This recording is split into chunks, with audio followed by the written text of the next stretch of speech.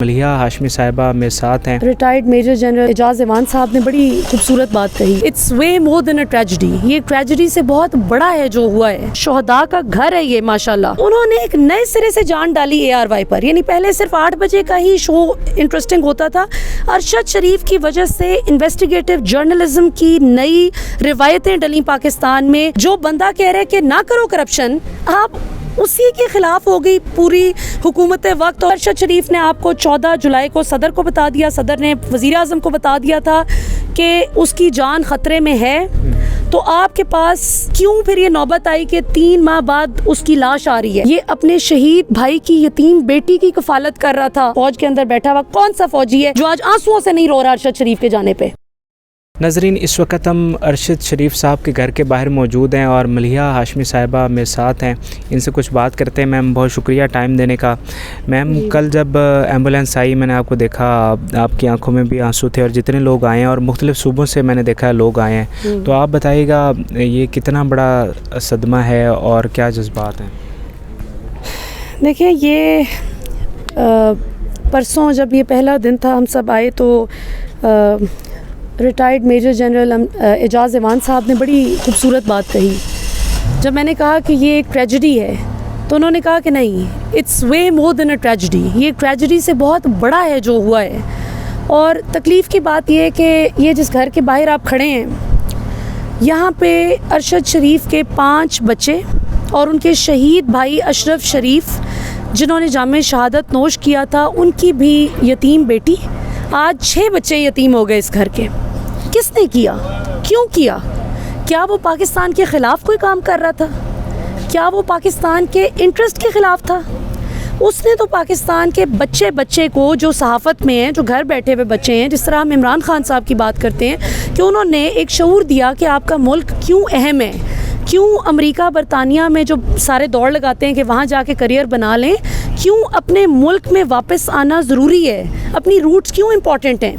तो अरशद शरीफ तो जिसने अपने घर से जनाजे उठाए हुए हैं, जो शोहदा का घर है ये माशाल्लाह, ये बाबरकत घर है जिसके बाहर हम खड़े हैं। इस घर में इतनी परेशानी, इतनी अजियत, इतनी तकलीफ़ देने के बाद बिलाखिर वो बदखबरी सुना दी गई कि आज आपका बेटा मौत के घाट बेदर्दी से उतार दिया गया।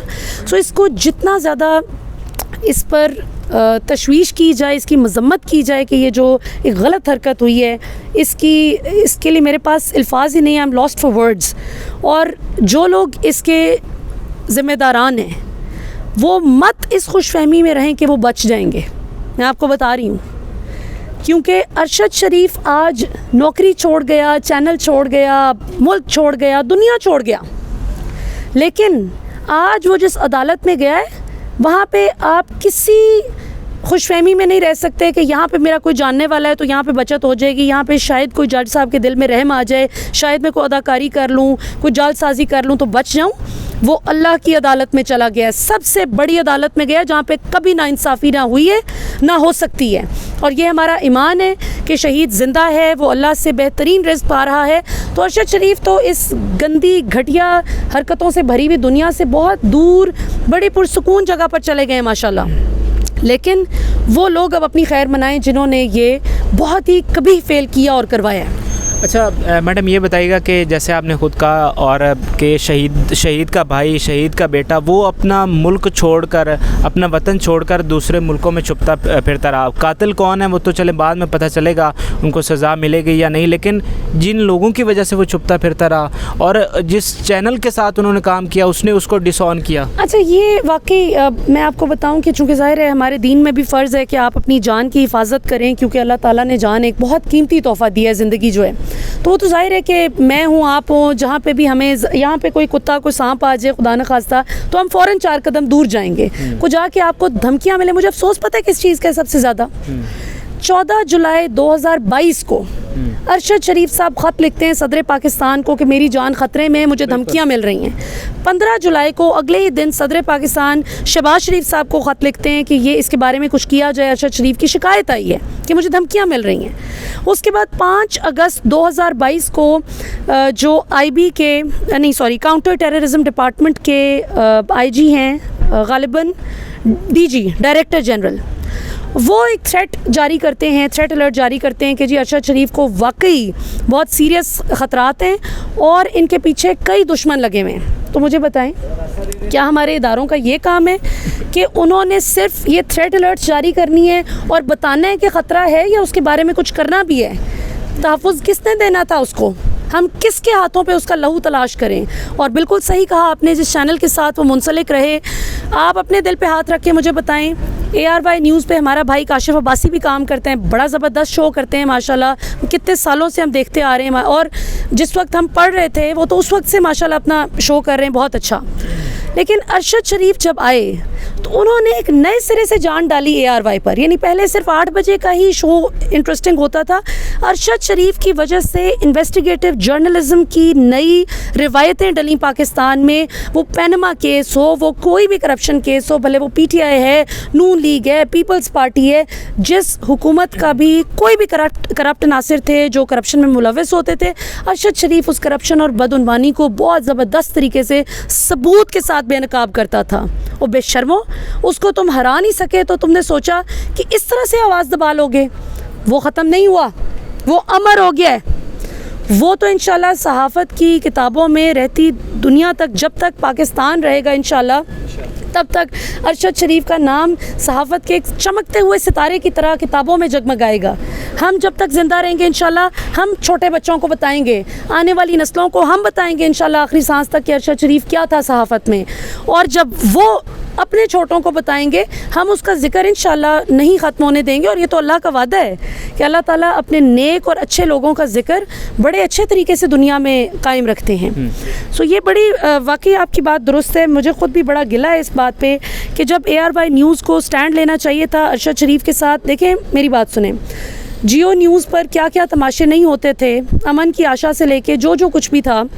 हम किसी को गद्दारी का सर्टिफिकेट नहीं देते, लेकिन आप सब जानते हैं कि 3.5 पौने 4 साल जब तक इमरान खान का दौरे हुकूमत रहा तो हमें ताने मिलते थे, ऐसी गलीज़ गालियाँ मरीम नवाज़ की सोशल मीडिया टीम हमें बकती रही। सेम पेज, इस्टेब्लिशमेंट के पालतू, इस्टेब्लिशमेंट के पिट्ठू, रियासत के पिट्ठू। हाँ, हम वाकई रियासत के पिट्ठू हैं। हाँ, हम अपने रियासती इदारों के साथ अल्लाह का शुक्र है आज भी खड़े हैं। कल जब ये सब नारे लगा रहे थे ना अरशद शरीफ साहब का, जहाँ पे सर्द खाने में जिस हॉस्पिटल में रखा है, वहाँ पे नारे तकबीर, तेरा मेरा रिश्ता क्या ला इलाहा इल्लल्लाह, अरशद से है रिश्ता क्या ला इलाहा इल्लल्लाह, अरशद तेरे खून से इनकलाब आएगा, जहाँ ऐसे नारे लगे, वहाँ पे पूरे मजमे में सिर्फ एक लड़का था जिसने एक दफ़ा हल्का सा कहा कि ये जो दहशत गर्दी है उसके पीछे वर्दी है, उसको फौरन मना किया। और उसको मैंने जाके, हालांकि वो मर्दों का मजमा था, लेकिन मैं घुस गई उस मजमे, मैंने कहा कि चुप कर जाओ, यहाँ पे अपनी ज़ुबान बंद कर लो, मत वर्दी पे को बात करना। क्यों? क्योंकि इस वर्दी की शान है तो पाकिस्तान है। हम अपनी वर्दी के साथ खड़े हैं, हम अपने रियासती इदारों के साथ खड़े हैं अल्हम्दुलिल्लाह। लेकिन जो शरपसंद नासिर, चाहे वो पाकिस्तान के किसी भी क्वार्टर्स में मौजूद हों, और उनको पता है कि मैं किन की बात कर रही हूँ, जिनसे बात कर रही हूँ वो सुन रहे हैं, उनको मैं बताना चाहती हूँ कि आपको इंशाल्लाह अपने किए का अंजाम भुगतना पड़ेगा। जिसने भी इस मुल्क को नुकसान पहुँचाया है, यानी दुनिया में आप देखें जितने भी तरक्की याफ्ता ममालिक हैं, वहाँ पे करप्ट नासिर को सज़ा दी जाती है, करप्शन करने वालों को उल्टा लटका दिया जाता है, फांसियाँ दी जाती हैं। इत्थे पुट्ठा हिसाब है कि जड़ा बंदा करप्शन को एक्सपोज कर रहे हैं, जो बंदा कह रहा है कि ना करो करप्शन, आप उसी के ख़िलाफ़ हो गई पूरी हुकूमत वक्त, और उन्होंने इतना तंग कर दिया कि वो डर के भागा। और उसके बाद अपनी जान बचाने के, फिर ये कि UAE गवर्नमेंट को क्यों पाकिस्तानी हुकूमत फोर्स कर रही थी कि अरशद शरीफ को वापस भेजो, ताकि तुम लोग नंगा करके उस पर भी तशद्दुद करो। तो ये बड़ी अनफॉर्चुनेट जो रियलिटी है जो अनफोल्ड हुई है।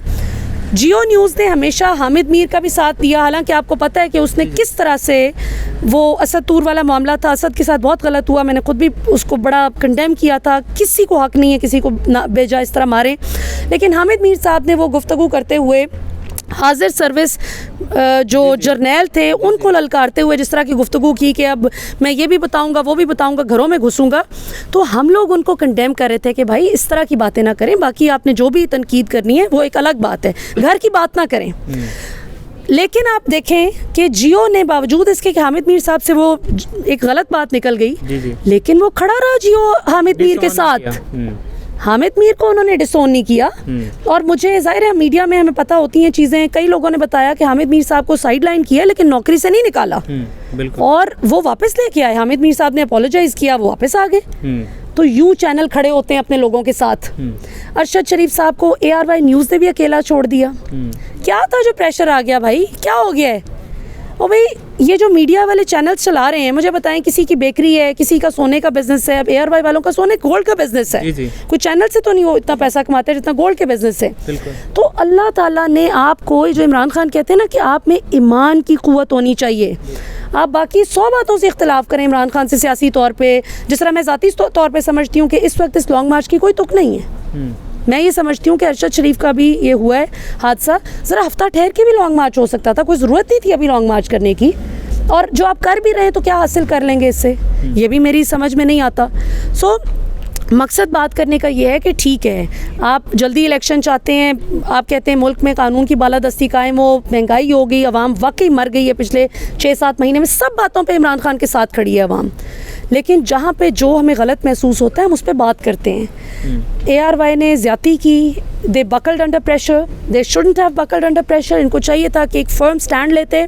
अरशद शरीफ बेचारा हक सच की लड़ाई, मैं आज इधर आने से पहले भी सोच रही थी, मगरिब की नमाज के बाद मैंने कहा वो बंदा मेरे लिए, आपके लिए, हम सब के लिए जमहूरियत की और कानून की जंग लड़ता लड़ता ज़िंदगी की बाजी हार गया।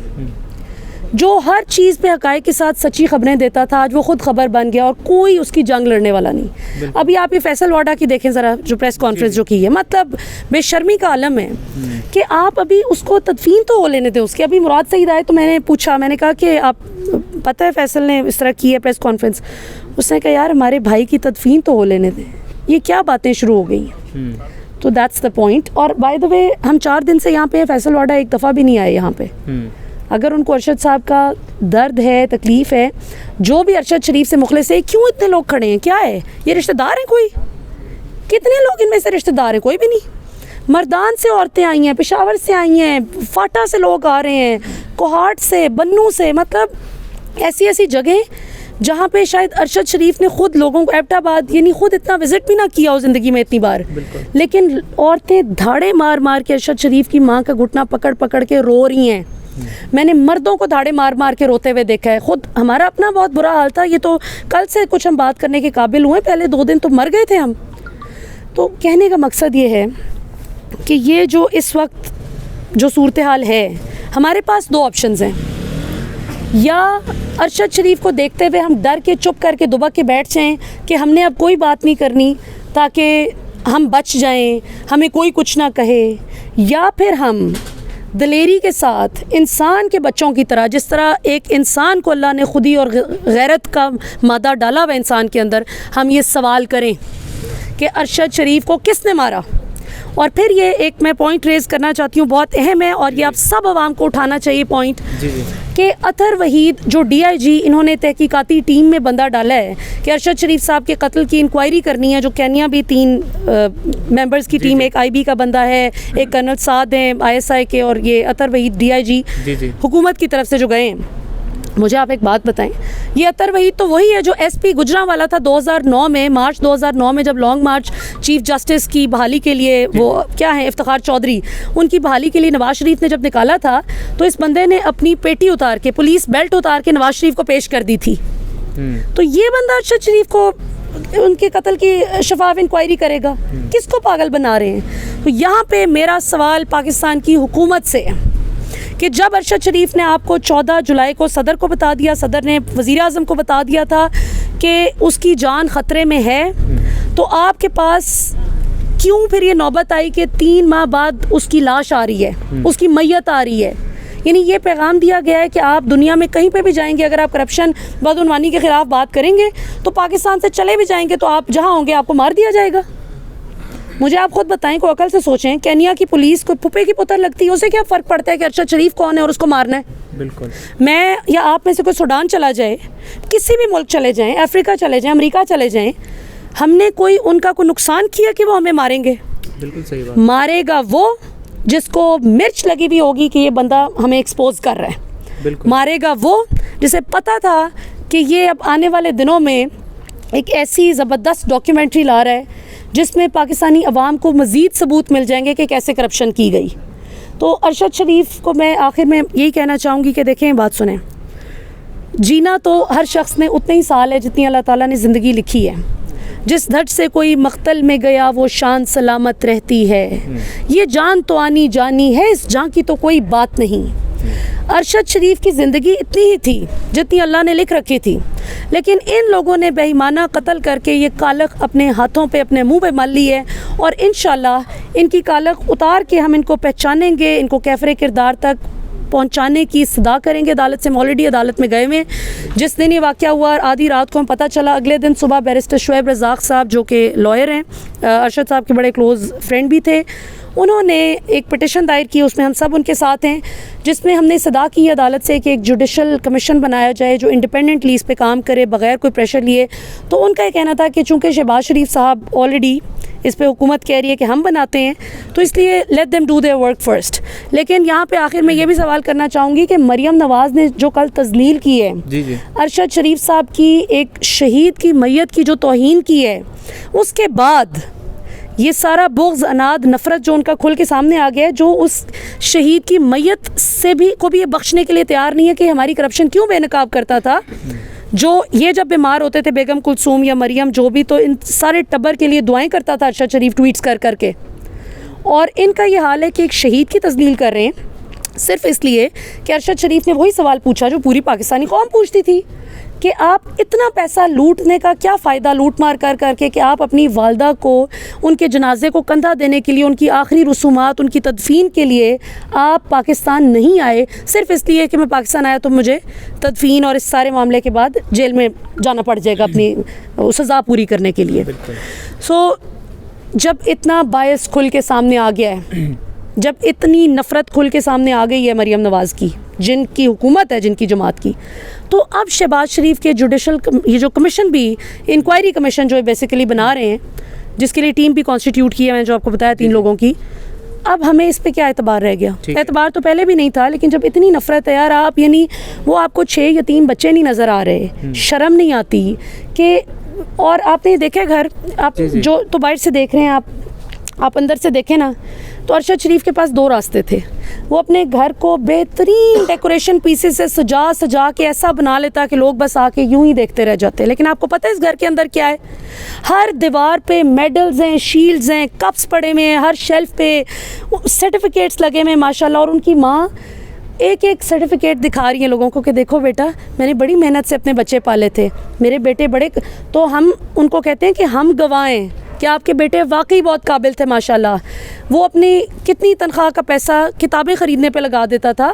तो मकसद कहने का ये है, उसको भी बड़ी बड़ी गाड़ियाँ, सारी अयाशियाँ बड़ी हर इंसान की तरह अच्छी लगती होंगी, लेकिन उसने अपने बच्चों को, आप कभी मिले तो सही इनके बेटों से माशाल्लाह, बेटी से, बच्चों से, क्या तमीज़दार बच्चे हैं माशाल्लाह। और बेशर्मो, ये अपने शहीद भाई की यतीम बेटी की कफ़ालत कर रहा था, तुम लोगों ने उसका सहारा छीन लिया। तो इनको इंशाल्लाह यतीम की वो लगेगी आह, हमारी आह लगेगी इंशाल्लाह। तो जिनके साथ इतना बड़ा जुल्म कर दिया उनकी तो लगेगी इंशाल्लाह। तो हम सब अपने भाई के साथ खड़े हैं इंशाल्लाह। जब वो ज़िंदा था तब तो खड़े ही थे, आज जब वो शहीद है तो आज पहले से भी ज़्यादा खड़े हैं हम इंशाल्लाह। और मैं आपको ये भी बताना चाहती हूँ, एक ये भी बड़ी सोशल मीडिया पे एक तफरीक आ रही है कि अच्छा जी इसके पीछे कौन है, इस्टेब्लिशमेंट है, कौन है। मैं आपको एक बात बताऊं, मैंने पाकिस्तान की फ़ौज को बड़े करीब से देखा है। मैं ज़ाहिर मीडिया में भी हूँ, मैं पाकिस्तान को इंटरनेशनल मीडिया पे रिप्रेजेंट करती हूँ, अल जज़ीरा पे, स्काई न्यूज़ पे, मैं उनकी रेगुलर कंट्रीब्यूटर हूँ पाकिस्तान से, और अपना भी शो होस्ट करती रही हूँ। आप यकीन करें कि ये जो परचम है ना हमारा, पाकिस्तान का फ़ौजी कभी इसको सरनगू नहीं होने देगा इंशाल्लाह। ये आप यकीन रखें, हमारी फ़ौज हमारे साथ खड़ी है। ठीक, अगर आपको फ़ौज हो, जुडिशरी हो, अदलिया है, हमारी ब्यूरोक्रेसी है, सियासत है, उसमें 1-2 लोगों से किसी 1-2 फैसलों पे, किसी चीज़ पे एतराज़ होना एक अलग बात है। एतराज़ बंदा कर सकता है, लेकिन कभी भी अपने इदारे को इस तरह ना कहें, ये आपका दुश्मन चाहता है। यकीन करें, फ़ौज के अंदर बैठा हुआ कौन सा फ़ौजी है जो आज आंसुओं से नहीं रो रहा? अरशद शरीफ के जाने पे रो रहे हैं, फ़ौजियों के ख़ानदान रो रहे हैं। लेकिन हाँ, मैं समझती हूँ बिल्कुल, हुकूमत वक्त ने इतना टॉर्चर कर दिया था अरशद शरीफ को, जो उनके दुश्मन थे, जो नहीं चाहते थे वो करप्शन को एक्सपोज करें, तो वो यकीनन उनकी जान के दरपे थे। अब ये अल्लाह बेहतर जानता है गैब का इल्म के एग्जैक्टली ये किस की ये थी इख्तरा थी, किसने ये ज़लालत अपने सर ले ली, ये ज़ाहिर है कि इंशाल्लाह इस अदालत में फ़ैसला हो ना हो, अल्लाह की अदालत में फ़ैसला हो चुका है और वो सज़ा का वक्त भी तय हो चुका है। अब वो शख्स सिर्फ अपनी, वो मुजरिम अपनी सज़ा को एग्जीक्यूट किए जाने का इंतज़ार करें। लेकिन ये यकीन रखें कि मेरी जितने भी फ़ौजियों से बात हुई है, जितने भी ब्यूरोक्रेट्स हैं, मतलब सो मच सो कि असद उमर, हालांकि आप देखें वो कोई इतने एक्सप्रेसिव नहीं है, बड़े कोल्ड से लिए दिए रहते हैं, चुप चुप रहते हैं। ज़रा इमरान खान ज़्यादा एक्सप्रेसिव हैं, बोलते हैं।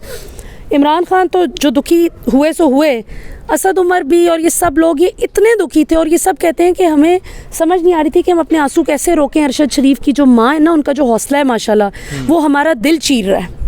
सो ये अल्लाह ताला बेहतरी करें, इनके जो रह गए हैं पीछे, इनके लिए भी बेहतरी करें। बहरहाल हमने इंशाल्लाह ताला इस चीज़ को नहीं छोड़ना, हम बिल्कुल इस चीज़ को परसू करेंगे इंशाल्लाह ताला। हमें इंसाफ चाहिए और अंग्रेज़ी ज़ुबान का वो लफ्ज़ है ना, इम्पॉसिबल, तो अगर आप उसको थोड़ा सा तोड़ लें, पहले 2 अल्फ़ाबेट्स तोड़ें, तो वो कहते हैं आई एम पॉसिबल। तो ये ना सोचें कि इंसाफ नहीं मिलेगा। इंशाल्लाह हम, अल्लाह ताला इंसान के गुमान के साथ हैं, जैसा गुमान रखेंगे अल्लाह ताला वैसा ही मामला कर देते हैं बंदे के साथ। तो इंशाल्लाह हमें यकीन है कि अरशद शरीफ को इंसाफ मिलेगा इंशाल्लाह। और ये सबसे बड़ा इंसाफ इस मुल्क के साथ ये होगा कि अगर कोई अगला शख्स अरशद शरीफ की तरह बेईमाना तौर पर बेयारो मददगार गरीबुल वतनी की हालत में शहीद ना हो। ये सबसे बड़ी अचीवमेंट होगी कि आने वाली नस्लें बच जाएं इन चोरों से, गुंडों से, जो सिर्फ सियासत में ही नहीं मुख्तलिफ इदारों में बैठे हुए। तो इस गंद को इंशाल्लाह ताला साफ़ करना है, लेकिन वो हम सब ने मिल के करना है इंशाल्लाह। अगर हम अपने इदारों के साथ नहीं खड़े होंगे तो यकीन करें, जो आपका मुहिब्बे वतन फ़ौजी है, जो मेरी आपकी तरह ही रो रहा है, उसको तो हम अकेला कर देंगे। जो ब्यूरोक्रेट है, जो सियासतदान दूसरी पार्टियों में भी हैं, तो उन सब को हमने एक ही छतरी तले लाना है इंशाल्लाह ताला कि हम सब एक हैं, चाहे हम कोई भी हैं, टीचर, डॉक्टर, इंजीनियर, सियासतदान, फ़ौजी, ब्यूरोक्रेट, जज, वकील, कुछ भी। लेकिन इन सारी इदारों में जो चोर हैं ना, वो एक साथ हैं और वो अलग हो जाएं। ये तो कुरान पाक में भी है कि उस दिन मुजरिमों को कहा जाएगा कि अलग हो जाओ। तो ये इंशाल्लाह इनका इंसाफ दुनिया में शुरू हो जाएगा। बिल्कुल सही है, बहुत शुक्रिया, बड़ी दबंग आपने गुफ्तगू की। पाकिस्तान जिंदाबाद कहना चाहूँगी, पाकिस्तान जिंदाबाद। जी, मैं जंग से आया हूँ, मेरा कोई ताल्लुक़ नहीं अरशद भाई को, ना मैं जानता था, टीवी पे कभी कभार, मतलब मुझे कोई शौक भी नहीं था ये टॉक सुनने का। अभी मैं पहुंचा हूँ टोबा टेक सिंह से। एक बात बयान बताऊँ, अरशद भाई का कल जनाजा जो आया है, जी आप, अरशद भाई का जो जनाजा कल आया है और उस पर लोगों ने जो गुलपाशी की है, उससे पहले भी आप लोगों को देखे बाहर से बड़े आए जस्तखाकी आए हैं। हाँ जी, उनका क्या हाल था? बिल्कुल, अल्लाह जन्नत नसीब करे कुलसूम नवाज़ को। आप बयान उसका जनाजा देख लीजिएगा कि टोटल मेरे ख्याल 10 से 15 लोगों ने जनाजा पढ़ा था। पीछे लोगों को पता ही नहीं लगा कि वो जनाजे का वो बात भी होगी, ऐलान भी हो गया। तो इससे ज़ाहिर होता है कि लोगों के दिलों में वो कितना बसते थे और कितना लोग उनसे प्यार करते थे। बिल्कुल जी, मैं आप सब की, आप में से जो लोग भी बाहर से आए हैं, मुख्तलिफ शहरों से आए हैं, गाँव से, जहाँ से भी कोई आया है, अल्लाह की कसम हम आपका कर्ज उतार ही नहीं सकते, आपकी मोहब्बत का। लेकिन बस ये है कि आपका शुक्रिया ही अदा कर सकते हैं, आपको दुआओं में याद रख सकते हैं कि आप लोगों ने बहुत इस वक्त साथ दिया। और वो कहते हैं कि यतीम के सर पे हाथ रखते हैं ना जब आप, ये हदीस शरीफ है गालिबन, कि जितने बाल यतीम बच्चे के आपके हाथ के नीचे आते हैं, उतने ही आपके गुनाह झड़ते हैं। तो ये कि हमें इस वक्त इकट्ठे मिल के इस चीज़ को फ़ाइट करना है इंशाल्लाह। और बस आपने ये कोशिश करनी है कि हमें अपने अंदर के करप्ट नासिर को मारना है। देखें, मैंने बड़े ऐसे लोग देखे हैं, नारे तो इमरान खान के लगाते हैं, लेकिन हरकतें वही नवाज शरीफ जरदारी वाली हैं अपनी ज़ाती ज़िंदगी में। तो हमें ये इंट्रोस्पेक्शन भी करनी है कि हम खुद अपनी ज़ाती ज़िंदगी में भी उसी तरह का फेयर मामला रखें कि जो हम एक्सपेक्ट करते हैं कि हमें सियासतदान मिले, क्योंकि जैसी आवाम होती है वैसे हुक्मरान होते हैं। तो ख़ुद को भी हमें सुधारना है इंशाल्लाह ताला, अपने मुल्क को एक यूनिटी बनाना है इंशाल्लाह, इसको टूटने नहीं देना। सारा मुल्क साथ खड़ा है इंशाल्लाह ताला। कुछ किसी मजबूरी की वजह से अगर कुछ लोग अपनी नौकरी की वजह से बोल नहीं ना रहे अभी, तो यकीन करें वो हम हैं ना, हम बोल रहे हैं, हम बता रहे हैं, सब इंशाल्लाह आपके साथ हैं, हम सब एक हैं, मुल्क पूरा एक है और हम इसे टूटने नहीं देंगे इंशाल्लाह। Thank you. आपने दबंग गुफ्तगू सुनी और बड़े लोग यहाँ पर रात के इस वक्त भी मौजूद हैं। फिलवक्त के लिए इजाज़त दीजिए, अल्लाह हाफिज़।